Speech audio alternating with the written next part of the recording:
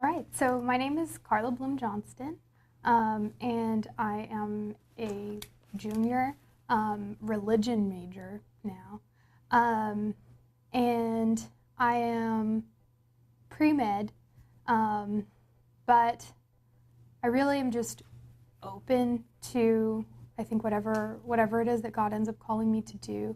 I have always had a passion for ministry. And I was also a fairly sick child, and so from the Loma Linda area, and so I was able to experience how valuable it can be to have physicians who care for more than just the body, and how comforting that can be in like the really scary times of like what's happening to me right now. And so when I thought about what my skill set was, what my passions were, I thought, I feel like I could be a competent doctor, but I also feel like I could be a compassionate doctor who makes my practice my ministry. But I think that the training is so intense. I wanted to give myself a foundation for that would prepare me to see my patients as not just a body, but as a soul and as a spirit. And so that's why I decided to major in, at first, theology. And then in order to be able to graduate in 4 years, I switched to religion because of all my pre-med classes.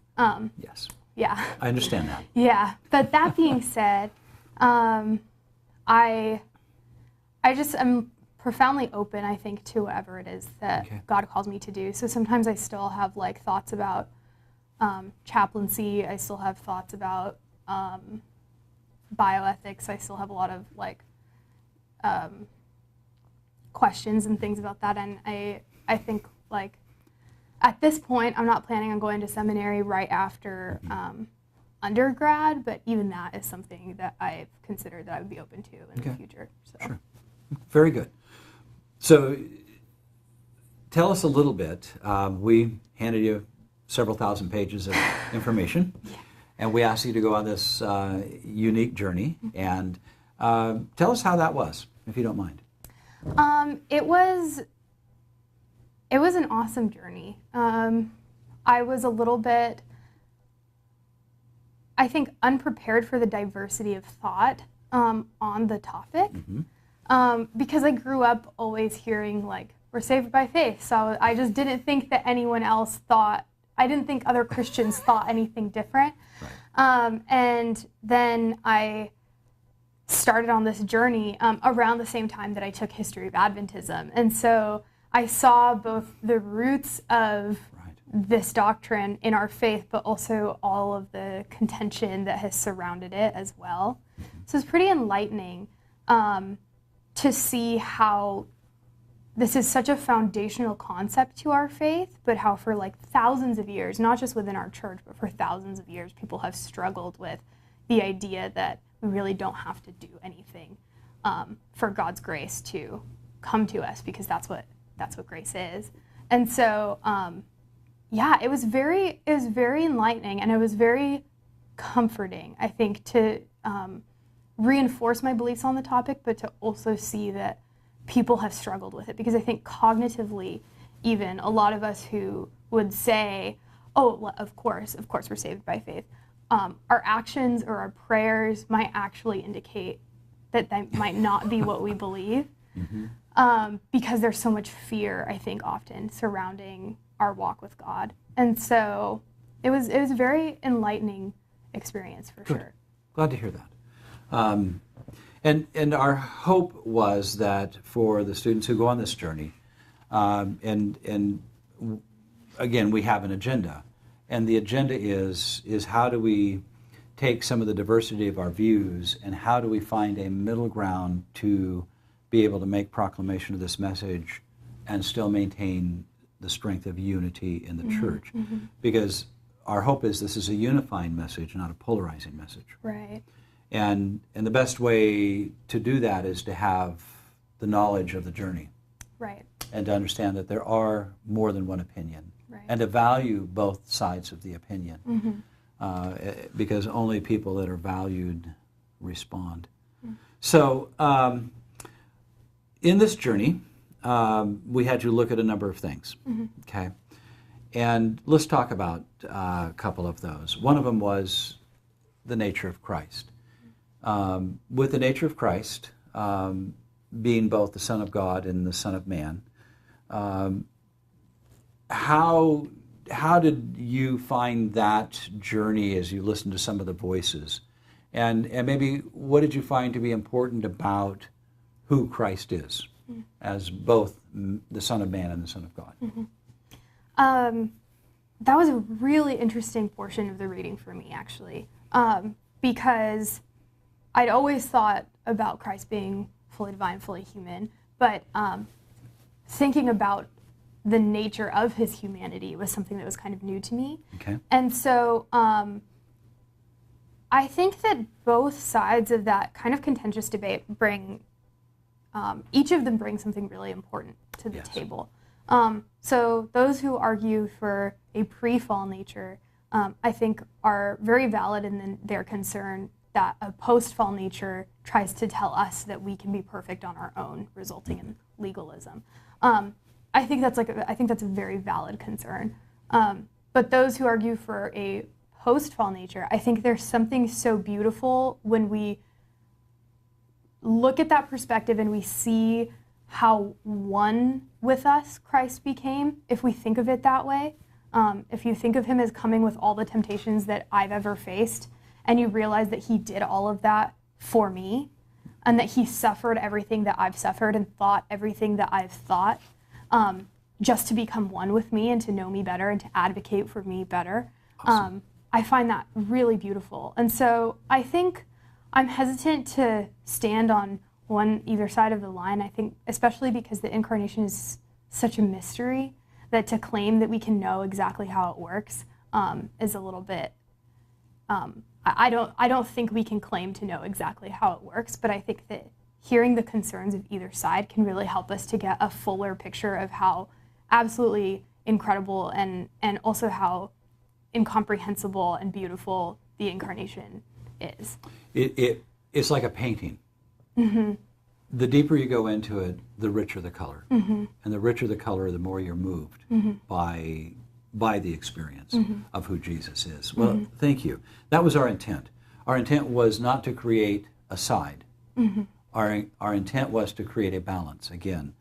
Because if we're going to present Christ to a world, we need to know who he is and that he identifies with every human being. Right. At the same time, he is truly the Son of God with the power to save. Right. Okay, and I appreciate that. And that's good to hear. In this journey, did you get an opportunity to kind of look at Ellen White and her journey of justification by faith and what she had to say? Any comments on that? Yeah, I mean, it's pretty fascinating looking at like kind of her trajectory and taking Inspiration and Revelation and History of Adventism back to back here at Walla Walla was also really helpful kind of in giving like an overarching picture of her journey. Which first of all, it was just really cool to see, someone who we believe is a prophet change her mind and kind of evolve in her thoughts about it. And then second of all, like Dr. Thompson, AT here, talks about her journey being one from fear to joy. And I think her writings on justification by faith, particularly after 1888, after 1890, really are just overflowing with this joy. And so it was really fascinating to see, as she grew closer in relationship to Christ, how her concerns were all just kind of oriented more in gratitude and in joy and in relationship. And I found that really inspiring, and I found that to be something that I hope to see in my own spiritual journey, to just be ever increasing in intimacy and joy as I, think on what it is that Christ did. So, and this is an optional question. Did you get a chance to see her interaction with those who disagreed with her? Yeah, a bit. And I didn't dive into it as deeply as I probably would have liked to, as far as the readings for, like primary readings for this paper. But I have had the opportunity to see, particularly like with Wagner, where she would say, on one hand, you know, what Brother Wagner has to say is perfectly in harmony with the teachings of the Bible, and then on the other hand, she would say, you know, I can't quite say that I agree with him on this. And I think that that's something that we should really learn from, because I think we so often, with each other, if we disagree with one thing, then everything that that person thinks is now invalid. And Yes. I think that she did a really good job of being able to evaluate what someone says and point to the value in what they say, while also saying, you know, I don't quite agree with this, and I think we should rethink this and maybe rework this a little bit. But I feel like as she progressed, I feel like not only did her fear of God decrease, but I think her fear of incorrect belief about God also decreased, and she was more willing to engage people and see how they could both grow and move together. So you see in our early history that we do have a remarkable diversity of thought between Smith, Butler, Wagner, Jones, Ellen White. Yeah. And the reason I asked the question is for the very same reason that you answered it, is that I found, like you did, that for her the value of the person and their integrity was more important than the difference. And that I believe that justification by faith produces that aspect of our character, that we're more secure and we're not threatened by differences. And Right. I think you've come to that same conclusion. I appreciate that. That's part of our intent, because we want this message to be able to bring our church together and unify, and not to polarize or to create differences. Right. So in this process, in some of the applicants that have gone down this road, I've asked them about evangelism. And I'm going to ask you the same question, but I'm going to put it in this context. We have pretty much not changed evangelism for 150 years. Okay? I have a minor in art, and I've done my sketches of dragons, okay? So as I look at our historical journey of evangelism, I am very much convicted that in this journey for the applicants, that this has an opportunity to cause us to rethink it, to find a way to be more effective, more focused, and maybe not any longer doing, you know, a 3-month series. Right. I want you to know that my father went to 52 nights of an evangelistic series before he became a Seventh-day Adventist. 52. Wow. That was amazing. Now we're down to doing at least 26 as a normal. How do you think that the message of justification by faith might help us reshape that to be more focused and more applicable to the busy lives people live in? Sure. Well, I think that justification by faith has the potential to keep us from sacralizing the means when it's the end that we should really be concerned about. So I think that sometimes we are so steeped in tradition, and I think tradition can be a really beautiful thing. Yes. So I'm not saying we throw out tradition at all, but if 52 nights of an evangelistic series isn't reaching people anymore, then justification by faith, I think, has the potential to free us from thinking that that's the only way that we are allowed to reach people. Okay. And I think that, you know, Christ is the perfect example of incarnational ministry, meaning that he didn't just take on human flesh. He took on Jewish flesh of a occupied Jewish male who is now going into a very specific time and place to give lessons that were very applicable to the people surrounding him. And so I think that we have to be willing to do the same thing. So the same thing that worked in 1970 or 1980 or 1880 is not really, it may not be what is working right now. And I think that particularly with our young adult generation, we're seeing that. So one thing that I think could be profoundly helpful, I think Screaming Rock Media is onto something as far as using technology to our advantage as far as evangelism goes, because all of my friends listen to podcasts, all of them. Mm-hmm. And a podcast can be anywhere between 15 minutes and 2 hours long. And I have friends who will listen to full hour and a half, 2 hours. I have friends who this summer, there were a couple like podcast mini-series that were like 8 to 12 hours of material that they finished in like a week because they thought it was so interesting. Mm-hmm. And I think that if we were able to take our core evangelistic points and craft them into like a really helpful podcast that's readily available to people, to young people and things like that, then it's the same important message that we're trying to convey, but we're willing to do it in a way that people are more ready to engage in,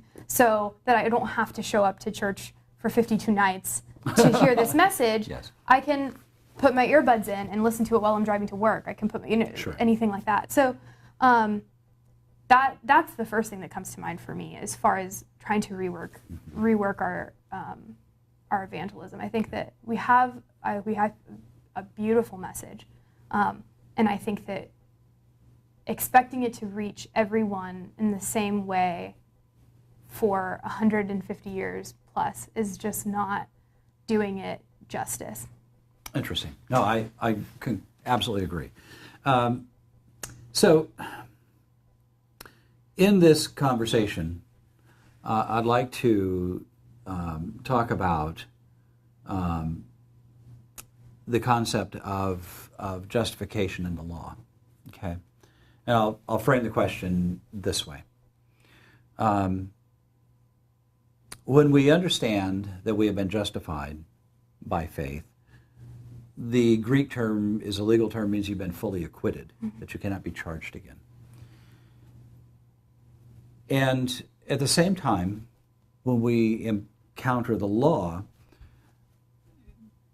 Jesus is the author and finisher of our salvation. He has, under the new covenant, written that law on our hearts, which is love to God and love to our fellow man. And so justification brings you into the internal experience of the law being written, where the law becomes more of a impulse than a scheduled behavior. Okay. How do you see the future of the church becoming more loving if they are willing to understand that all the duty has already been written in you? Are you willing by faith to let it come out of you? If you merge justification and the law together, how do you think that would change our church? Wow. I think it could set our church on fire, honestly, in the best way.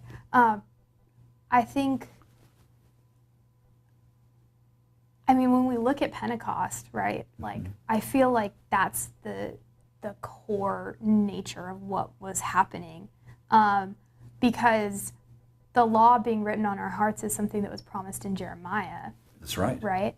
And so I think if we just look at the effect that it had on the disciples turned apostles, right? In that at first they're following Jesus around and they're so confused and they have their 613 laws and they're not really like getting it. And then all of a sudden the Holy Spirit comes and writes his law on their hearts.